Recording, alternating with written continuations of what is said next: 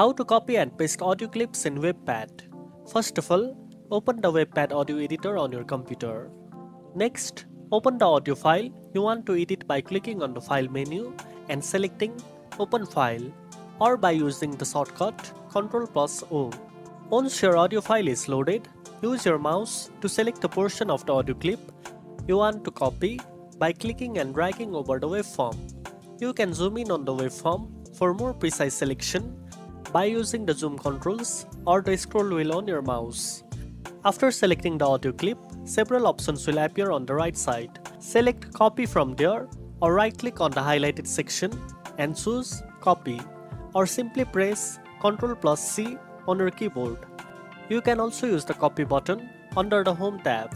Now, to paste the copied audio, place the cursor at the desired position in the waveform where you want to insert the audio clip.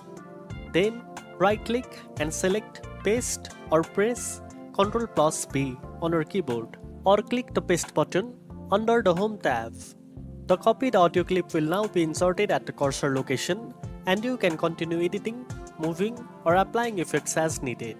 And that's it. Now you know how to copy and paste audio clips in WavePad.